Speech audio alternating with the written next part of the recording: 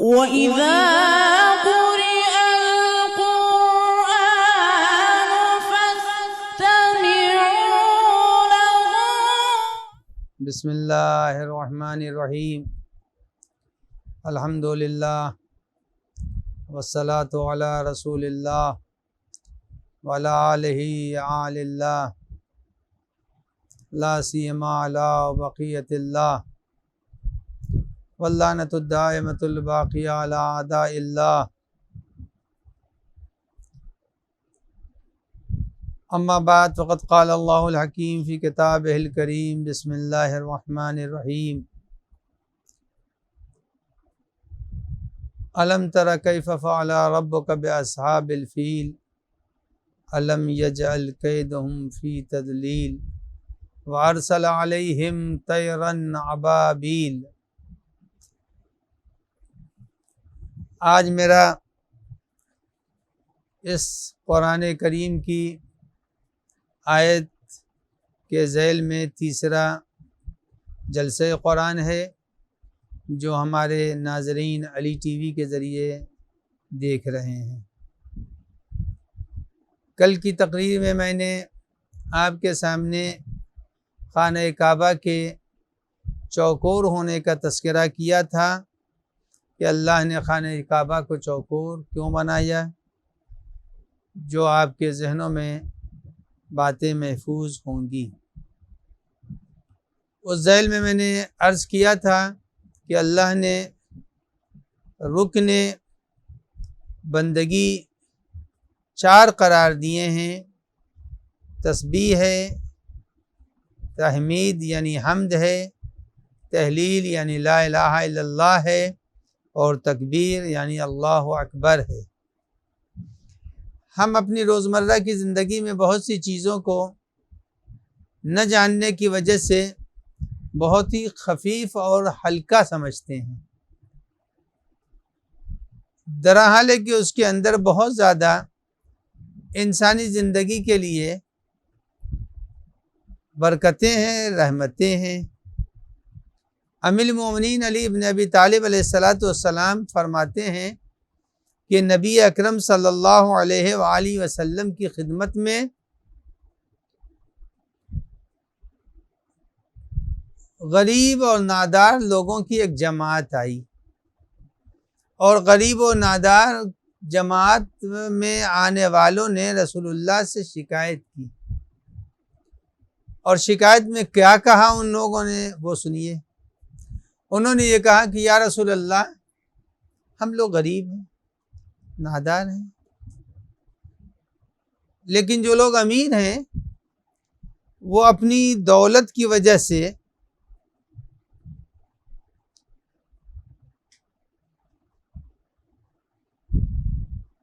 جنگوں کے لیے اسلحے بھیج رہے ہیں، گھوڑے اور سواریاں دے رہے ہیں، غریبوں کی مدد کر رہے ہیں. لیکن ہم لوگ وہ محروم لوگ ہیں کہ جو اپنی غربت کی وجہ سے نہ جنگ میں شرکت کر پا رہے ہیں. اگر جنگ میں جاتے ہیں تو کھانے کے لیے نہیں ہے، کچھ اپنے پاس نہیں ہے کہ گھوڑا خرید کر کے کسی مجاہد کو دے دیں، تلوار خرید کے دے دیں، کچھ اپنے پاس نہیں ہے. تو اب بتائیے، ہم لوگ تو محروم ہیں، ہمیں ثواب نہیں مل رہا ہے، ہم کیا کریں؟ تو جس وقت پیغمبر اکرم کے پاس ان غریبوں نے، ناداروں نے آ کے شکوہ کیا اپنی غربت کا، تو پیغمبر اکرم صلی اللہ علیہ وآلہ وسلم نے فرمایا کہ اگر امیر غلام آزاد کر رہا ہے، چونکہ پیسہ ہے اس نے غلام خریدا، آزاد کر دیا. ہم تمہیں ایک ایسا ذکر بتا رہے ہیں جو تمہارے لیے غلام کے 100 غلام کی آزاد کرنے کے برابر ہے. تو بہرحال جس وقت پیغمبر نے کہا، سب نے بڑے اشتیاق سے رسول اللہ کی گفتگو کو سنا. رسول اللہ نے فرمایا کہ اگر کسی شخص نے اللہ اکبر، فقط اللہ اکبر 100 مرتبہ کہہ دیا تو گویا کہ اس نے راہ خدا میں 100 غلام آزاد کر دیے. اس کے بعد فرمایا نبی اکرم صلی اللہ علیہ وآلہ وسلم نے کہ اگر امیر جنگ اور محاذ جنگ کے لیے گھوڑے خرید رہے ہیں، اونٹ خرید رہے ہیں اور محاذ جنگ کے اوپر گھوڑوں کو بھیجتے ہیں، قربانی کے لیے میدان منا میں اونٹ روانہ کر رہے ہیں، تو پیغمبر نے کہا اگر کوئی شخص 100 مرتبہ سبحان اللہ کہے گا، 100 مرتبہ، تو گویا کہ اس نے 100 اونٹ منا کے میدان میں نہر اور قربان کر کے فقراء اور غربا میں تقسیم کر دیا۔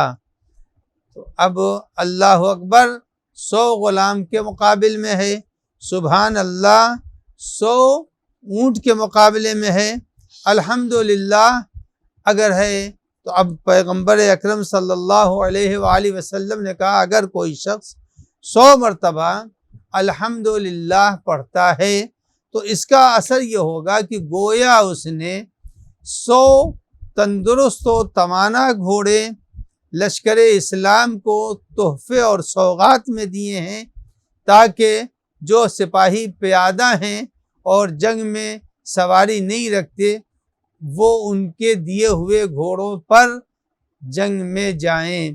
تو پیغمبر نے فرمایا کہ 100 مرتبہ الحمد کہنے والا اس کو اللہ وہ ثواب دے گا جو کسی امیر کو 100 گھوڑوں کے دینے پر عطا فرمائے گا۔ اس کے بعد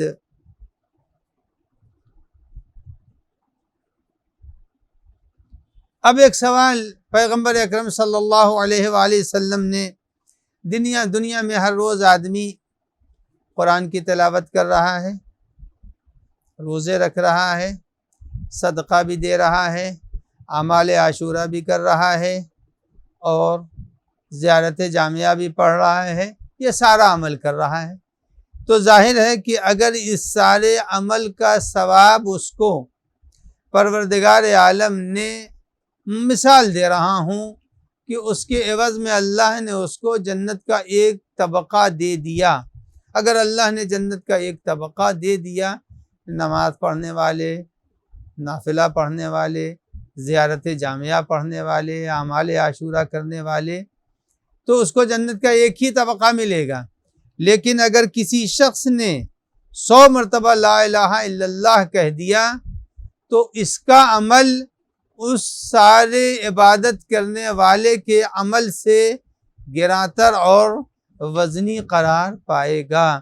تو اب عزیزان گرامی، یہ تسبیحات اربع جس کا ذکر میں نے کل کے اپنے جلسے قرآن میں کیا تھا، اس کا یہ بقیہ حصہ ہے جس کو میں آج آپ کی خدمت میں عرض کر رہا ہوں۔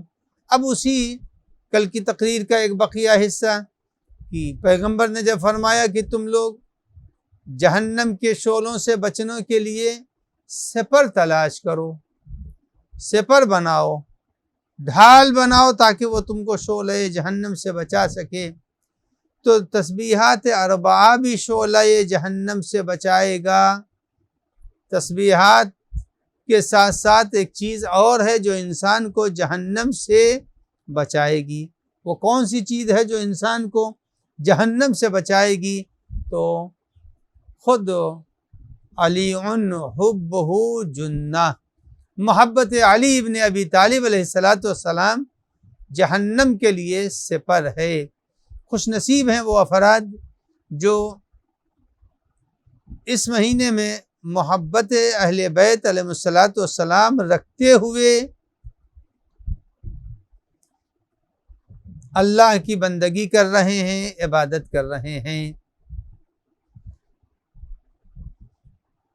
خانہ کعبہ کو امیر المومنین علی ابن ابی طالب علیہ السلام سے ایک گہرا ربط ہے، اور وہ گہرا ربط یہ ہے کہ امیر المومنین علی ابن ابی طالب علیہ السلام کی ولادت باسعادت بھی خانہ کعبہ میں ہوئی ہے، اور پور واقع ابرہہ کے 30 سال کے بعد خانہ کعبہ میں امیر المومنین علی ابن ابی طالب علیہ السلام کی ولادت ہوتی ہے۔ کعبے کو امیر المومنین علی ابن ابی طالب سے بہت مناسبت ہے۔ نبی اکرم صلی اللہ علیہ وآلہ وسلم نے فرمایا یا علی انت بمنزلۃ الکعبہ، اے علی آپ کی مثال کعبے کی جیسی ہے، یا علی انت بمنزلۃ الکعبہ، علی آپ کی مثال کعبے کے جیسی ہے۔ اب بڑی مناسبت ہے، مناسبت کیا ہے؟ وہ مناسبت یہ ہے کہ خانہ کعبہ کی طرف سب جاتے ہیں، کوئی خانہ کعبہ کسی کے پاس نہیں آتا، سب خانہ کعبہ کے پاس جاتے ہیں۔ اسی لیے پیغمبر نے فرمایا کہ اے علی جب بھی کسی کو ضرورت ہوگی وہ تمہارے پاس آئے گا، تم کو کسی کی ضرورت نہیں ہے۔ ایک رخ یہ ہوا، دوسرا رخ یہ ہے کہ خانہ کعبہ کے لیے علماء اہل سنت کے جید عالم جن کا نام ہے فخر الدین رازی، فخر الدین رازی نے لکھا ہے خانہ کعبہ کی عظمت اور اہمیت کے ذیل میں کہ اگر خانہ کعبہ میں ہرن چلا جائے اور اسے شکاری کتا دوڑا رہا ہو، اور جب ہرن خانہ کعبہ میں چلا جائے گا تو حدود کعبہ تک پہنچ کر وہ شکاری کتا خانہ کعبہ میں داخل نہیں ہوگا۔ یہ فخر الدین رازی نے اپنی تفسیر میں لکھا ہے۔ اب جب اپنی تفسیر میں لکھا یعنی خانہ کعبہ میں کتے داخل نہیں ہوتے، ہیں حیوان وہ، ہیں جانور وہ، لیکن اس کے باوجود وہ اس مقام کی اہمیت کے قائل ہیں، اور یقیناً فخر الدین رازی نے جب لکھا ہے تو انہوں نے کوئی تجربہ کیا ہوگا یا اپنے بزرگوں سے سنا ہوگا۔ آج تو چلیے خانہ کعبہ بہت ہی مجلل ہے اور اس کی بڑی بڑی دیواریں ہیں، لیکن رازی نے جب یہ بات لکھی ہے تو اس وقت خانہ کعبہ کی کیفیت یہ نہیں تھی۔ تو یا علی انت بمنزلۃ الکعبہ، اے علی آپ کی مثال کعبے کی مثال ہے، تو خانہ کعبہ میں شکاری کتا ہرن کا تعاقب اگر کر رہا ہے تو نہیں جائے گا۔ اب آئیے یہی چیزیں دیکھنے میں آئی جب ہارون رشید نے اپنے شکاری کتوں کو ہرن کے اوپر دوڑایا، تو اس وقت تک قبر امیر المومنین کا پتہ نہیں تھا، قبر امیر المومنین واضح اور آشکار نہیں ہوئی تھی، لیکن جب اس کے شکاری کتوں نے ہرن کو دوڑایا تو ہرن جا کے ایک ٹیلے کے اوپر کھڑے ہو گئے۔ جیسے ہی ٹیلے پر ہرن پہنچے ہیں، اب بتائیے ٹیلا کوئی بہت بڑا تو نہیں تھا، ایک بیڈ برابر ایک ٹیلا ہے، اس کے اوپر آ کے ہرن کھڑے ہو گئے۔ اب بتائیے شکاری کتا ہے جو نہایت برہم ہے، اسے 2 قدم آگے بڑھ کر کے اپنے شکار کو پکڑ لینا ہے، لیکن شکار دوڑتا ہوا آیا اور اس ٹیلے کے اوپر کھڑا ہو گیا۔ جب اس ٹیلے کے اوپر کھڑا ہو گیا تو اب وہ تاریخ ہارون رشید میں ہے کہ اس کے کتے بھی اس ٹیلے کے اوپر بس زیادہ سے زیادہ 2 فٹ 3 فٹ کا فاصلہ ہے ہرن میں اور کتوں کے درمیان، لیکن کتے اس ٹیلے کے اوپر جرأت نہیں کر رہے ہیں۔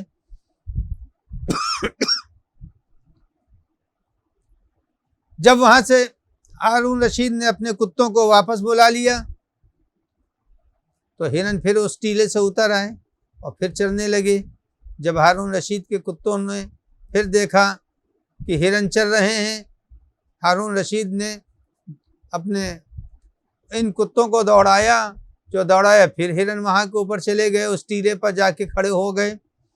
ہارون رشید کو بہت ہی حیرت ہوئی کہ اس ٹیلے میں کیا ایسی خصوصیت ہے کہ اس جگہ کے اوپر ہمارے شکاری جانور یہ نہیں جا رہے ہیں۔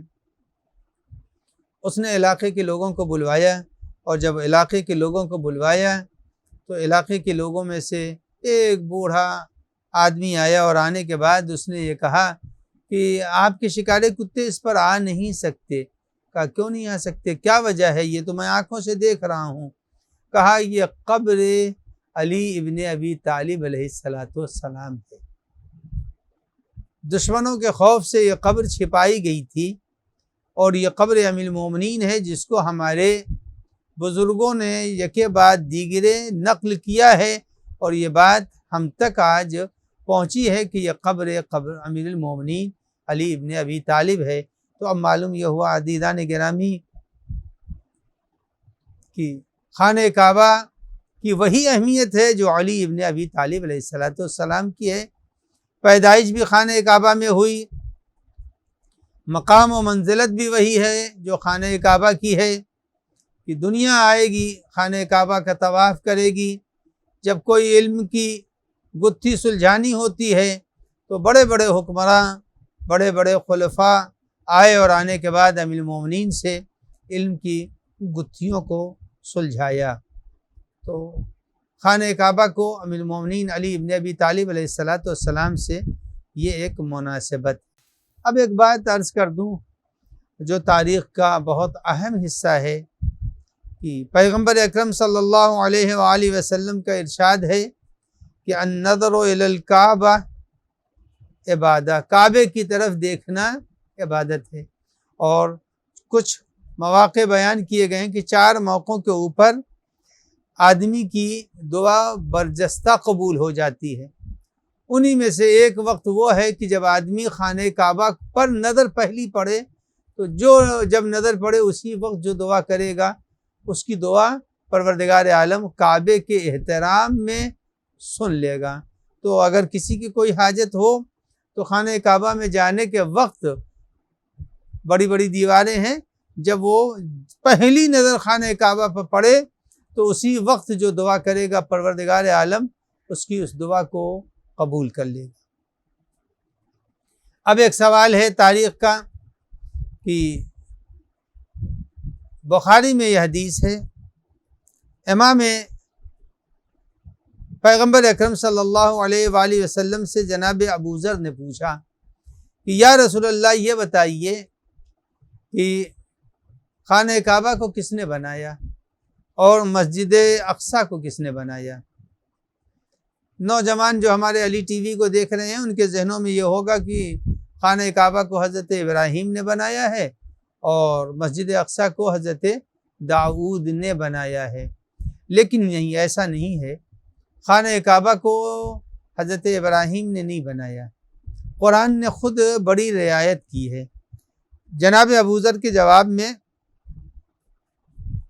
نبی اکرم صلی اللہ علیہ وآلہ وسلم نے فرمایا کہ اے ابو ذر، جب زمین کے اوپر حضرت آدم آئے تو پروردگار عالم نے عرش کی تصویر کے طور پر خانہ کعبہ کو زمین کے اوپر بنانے کا حکم دیا، اور خانہ کعبہ کو حضرت آدم علیہ السلام نے بنایا ہے، کسی اور نے خانہ کعبہ کو نہیں بنایا ہے۔ اب اس میں جو یہ حدود حرم ہیں، یہ حدود حرم بھی پروردگار عالم ہی کے تعین کردہ ہیں، اور اس کے لیے بھی روایتیں ہیں، اس کی طرف کل کی تقریر میں اشارہ کروں گا۔ تو فرمایا نبی اکرم صلی اللہ علیہ وآلہ وسلم نے کہ آدم علیہ السلام نے اس خانہ کعبہ کو بنایا تھا، پتھروں کا ایک گھر تھا، پھر اس کے بعد حضرت شیس نے بنایا، لیکن جناب شیس کے بعد جب طوفان آیا، طوفان میں پوری دیواریں بہہ گئیں اور اس کی وہ عمارت بیٹھ گئی۔ تب پروردگار عالم جناب ابراہیم کو ان کے زمانے میں حکم دیتا ہے، اذ یرفع ابراہیم القواعد من البیت، حکم اللہ نے دیا طہر بیتی للطائفین والعاکفین ورکع السجود، اور بنا کی طرف اشارہ ہو رہا ہے کہ جناب ابراہیم نے خانہ کعبہ کی بنیادوں کو اونچا کیا۔ تو پیغمبر نے فرمایا کہ جب وہ بہہ گیا طوفان میں تو پانی وہاں آ گیا اور دیواریں گر گئیں، وہاں تک پانی صرف آیا تھا، پانی نے دیواروں کو بہایا نہیں تھا، بلکہ پانی سے دیواریں متاثر ہوئی تھیں۔ تو جناب ابراہیم نے اس کو اونچا کر دیا دیواروں کو، تو اذ یرفع ابراہیم القواعد من البیت۔ اب پوچھا جناب ابو ذر نے کہ یہ بتائیے پھر داؤد علیہ السلام بنایا، آدم علیہ السلام نے ہے مسجد اقصیٰ کو، داؤد نے کیا کیا؟ کا جس طرح ابراہیم نے خانہ کعبہ کو بلند کیا تھا، ایسے داؤد نے اور حضرت سلیمان نے مسجد اقصیٰ کو نو تعمیر اور اس کی جدید تعمیر کی، اور خیر جناب سلیمان کے اختیارات میں تھے جنات بھی، لہذا جناتوں نے نکالا ہے اور نکال کر کے سمندروں سے موتی دیے، اور ان موتیوں کو جڑا گیا تھا بیت المقدس کے اوپر، جس کو کہا جاتا ہے، صحیح نام تو بختہ نصر ہے لیکن بختہ نصر لوگ بولتے ہیں، تو بختہ نصر نے اسے تباہ و برباد کر دیا تھا۔ اور انشاءاللہ جب ظہور امام زمان علیہ السلام ہوگا تو پھر خانہ کعبہ کے ساتھ ساتھ رونق آئے گی مسجد اقصیٰ میں بھی۔ یہ تو تھا دونوں تعمیروں کا تذکرہ۔ اللہ نے خانہ کعبہ کو حضرت آدم کے ذریعے سے بنوایا اور مسجد اقصیٰ کو بھی حضرت آدم کے ذریعے سے بنوایا تھا۔ اب اس خانہ کعبہ کی تعمیر کا ایک عنوان اور بھی ہے، وہ عنوان یہ ہے کہ پروردگار عالم نے اس خانہ کعبہ کو جو ہمارے درمیان زمین کے اوپر ہے، اس کی خوبی اور خصوصیت ہے یہ ہے کہ یہ پورے مرکز زمین کے اوپر بنایا گیا ہے، اور اگر کوئی لکیر کھینچی جائے، جیسے ایک سرکل بنا دیا جاتا ہے، اس میں اگر کوئی ایک پوائنٹ ہو تو ساری لکیریں برابر سے ہیں، تو یہ لکیر بھی اگر بنا دی جائے تو خانہ کعبہ مرکز میں قرار پاتا ہے۔ دو شہر دنیا کے اندر ایسے ہیں جو تاریخ اسلام میں ملتے ہیں، وہ دو شہر ہیں، وہ ہیں ایک مکہ اور ایک مدینہ۔ مدینہ اور مکہ دونوں کے میں ایک ایسا دن آتا ہے کہ آپ دنیا کے اندر کہیں کے اوپر بھی جائیں تو جب 12 بجیں گے اور بالکل سورج سر پر آتا ہے تو سایہ ختم ہو جاتا ہے، لیکن پیر پر کہیں نہ کہیں چاہے تھوڑا ادھر کج ہوگا یا ادھر کج ہوگا، سایہ رہ جائے گا، سایہ مٹ نہیں سکتا ہے۔ لیکن واحد خانہ کعبہ اور مدینے میں پیغمبر کی مسجد کا ایک مقام ایسا ہے کہ جب ایک سال میں 2 دن ہوتے ہیں کہ جب سورج گزرتا ہے تو سایہ بالکل اس کے اوپر سے ختم ہو جاتا ہے۔ اب خانہ کعبہ کی عظمت کے لیے کہ وہ مرکز زمین ہے اور اس کے سائنسی بھی بہت سے رخ سامنے آئے ہیں جس کے تفسیر میں بیان کرنے کی ضرورت نہیں ہے۔ اب طواف کہاں سے شروع ہوا؟ خانہ کعبہ کا طواف، اور اس کی بھی ایک بڑی دلچسپ تاریخ ہے۔ خانہ کعبہ کا طواف کیسے شروع ہوا؟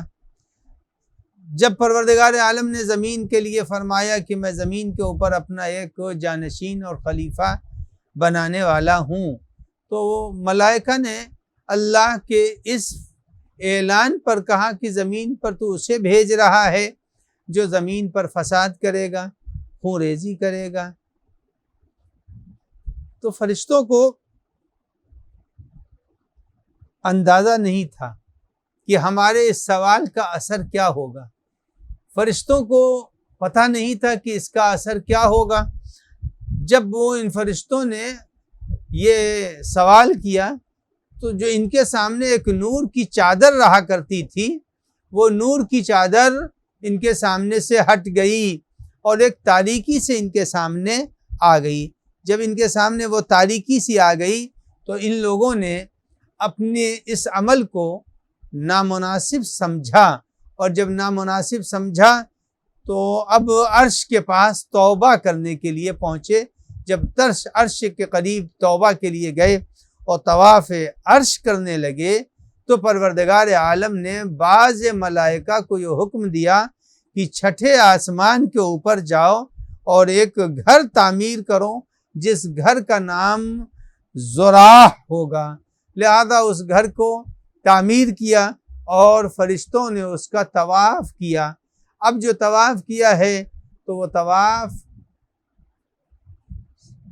7 صدی تک وہ طواف کرتے رہے یا 7 برس رہے۔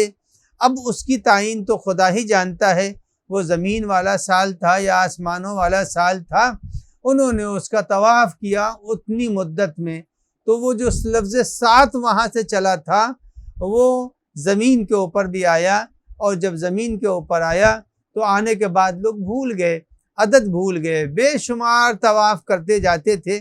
آج بھی بہت سے لوگ ہیں جو خانہ کعبہ میں جاتے ہیں تو طواف کے تعداد ان کے نزدیک قابل شمار نہیں ہوتی، کرتے رہتے ہیں، چلتے رہتے ہیں۔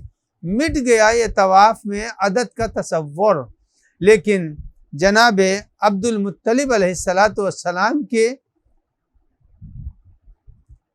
کارناموں میں سے ایک کارنامہ یہ ہے کہ انہوں نے اس طواف کی تعداد کو 7 ہی رکھا۔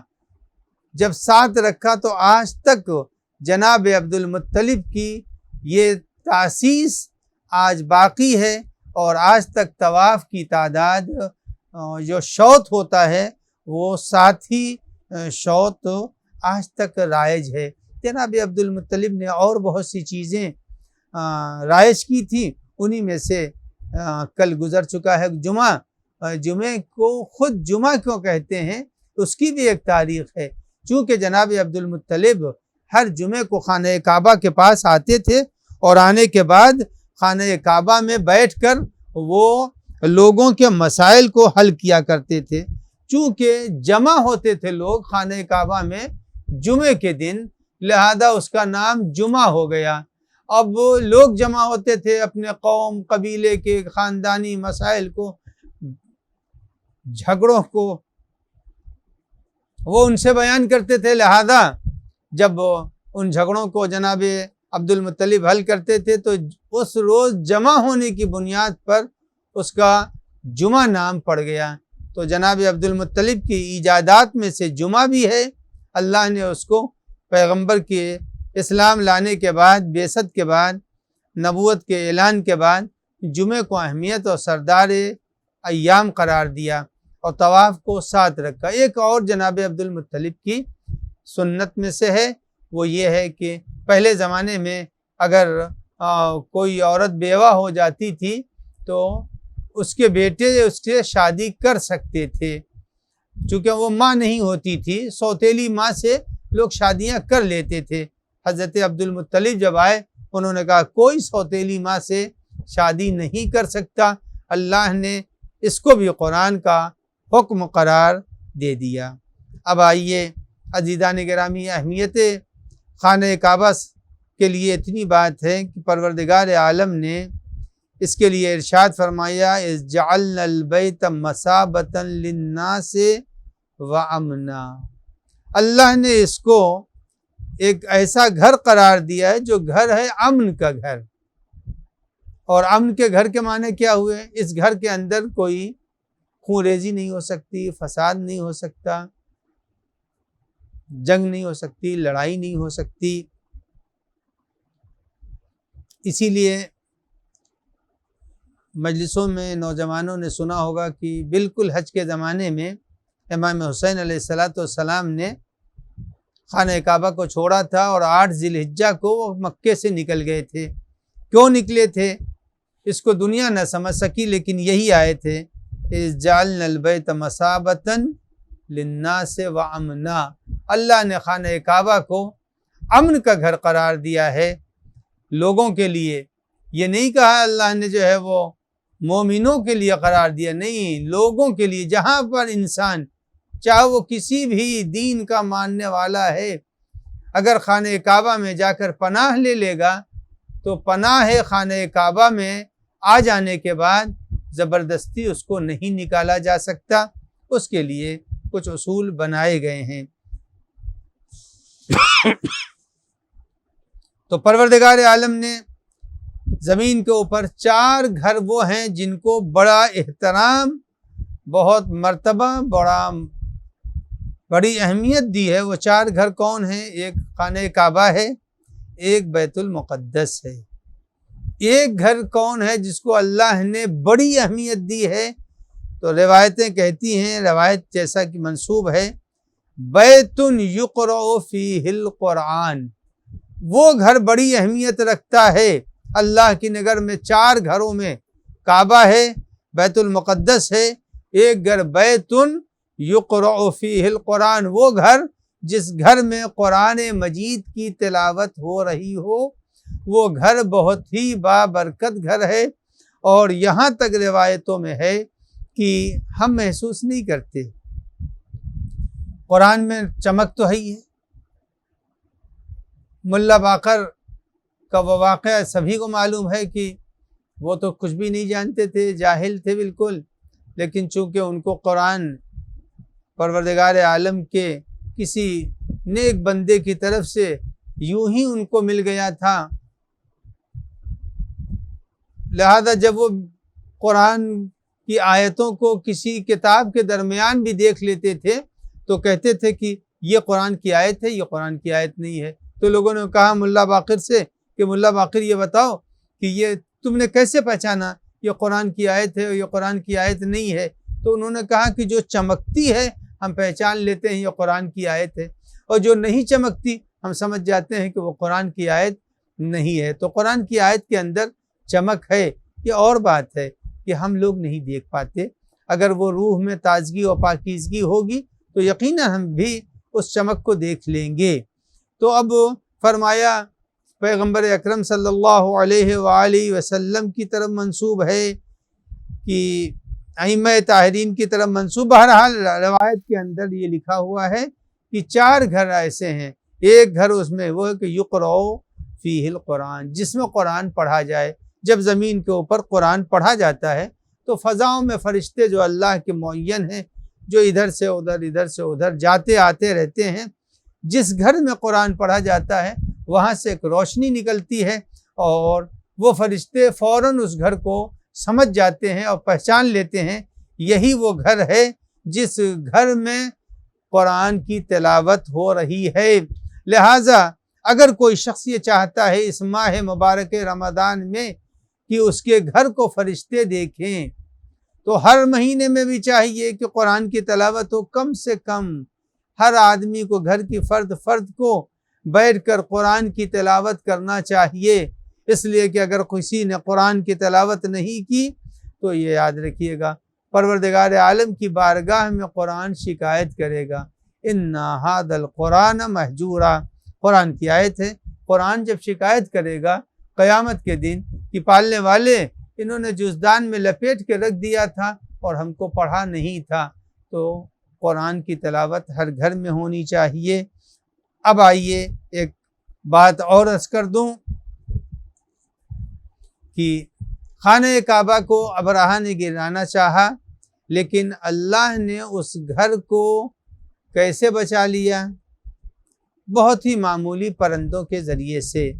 ارسل علیہم طیرا ابابیل، اللہ نے ابابیل کے لشکر کو بھیجا۔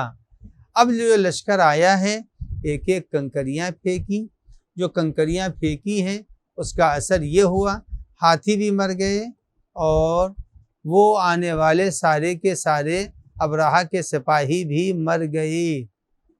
دیکھیے قرآن کہتا ہے ترمیہم بحجارۃ، رما یرمی کے معنی ہوتے ہیں نشانہ، ٹارگٹ کے ساتھ مارنا، یعنی یہ آئی تھی ابابیلیں اور آنے کے بعد انہوں نے نشانہ لیا، یوں نہیں اپنے پتھر کو گرایا بلکہ نشانے کے ساتھ مارا۔ جب نشانے کے ساتھ مارا تو سبھی کو مار دینا چاہیے تھا، لیکن نہیں، تفسیروں میں ملتا ہے کہ نہیں، سب کو نہیں مارا، ان میں سے 2 یا 4، بس اس سے زیادہ نہیں، 2 اور 4 سپاہیوں کو چھوڑ دیا۔ یہ نہیں کہ غفلتاً جھنڈ آیا تھا، 2 اور 4 کو چھوڑ دیا۔ کیوں چھوڑا؟ مفسرین لکھتے ہیں اس لیے چھوڑ دیا تاکہ یہ واپس جائیں اور جا کر کے یمن میں لوگوں کو بتا دیں ابرہہ مارا گیا، لشکر ختم ہو گیا۔ کیسے مارا گیا؟ اس طرح سے مارا گیا کہ ایک چھوٹا سا پرندوں کا لشکر آیا، کنکریاں لیا، اس کو اس نے گرایا اور وہ کنکریاں بندوق سے زیادہ تیز جسم پر اثر کر رہی تھیں۔ تو اللہ نے اس واقعے کو قرآن مجید میں بیان کیا، لیکن اب یہ یاد رکھیے گا اللہ کے پاس دو قوتیں ہیں، قوت متضاد، یعنی بالکل ضد قوت کا مالک پروردگار عالم ہے۔ جب ضد قوتوں کا مالک ہے تو اس کی ایک چھوٹی سی مثال میں دے دوں۔ ہم لوگ وہ ہیں جو پھول کو اچھی فضا میں اگاتے ہیں، پانی میں، بہترین فضا میں، کبھی کبھی باغوں میں دیکھا ہوگا، پارکوں میں دیکھا ہوگا، چھڑکاؤ کرتے ہیں اور پھلواڑیوں کے اوپر چھڑکاؤ ہوتا ہے، تب وہ تر و تازہ ہوتی ہیں۔ لیکن پروردگار عالم کے قانون میں یہ نہیں ہے۔ پروردگار عالم محتاج نہیں ہے کسی بھی عمل کا، ہم محتاج ہیں قانون کے، خدا محتاج نہیں ہے قانون کا۔ لہذا اس نے اس خانہ کعبہ کی حفاظت کے لیے بھیج دیا لشکر ابابیل کا۔ ایک سوال یہ ہوتا ہے کہ اس کے بعد تو پھر عبداللہ ابن زبیر نے بھی پناہ لی تھی اور یزید کے سپاہیوں نے آ کر کے خانہ کعبہ کے اوپر گولہ باری کی اور خانہ کعبہ تباہ ہوا، برباد ہوا۔ کیا وجہ تھی اس وقت اللہ نے خانہ کعبہ کو نہیں بچایا؟ کیا وجہ تھی اللہ نے اس وقت خانہ کعبہ کی حفاظت نہیں کی جب یزید کے سپاہی خانہ کعبہ پر گولہ باری کر رہے تھے؟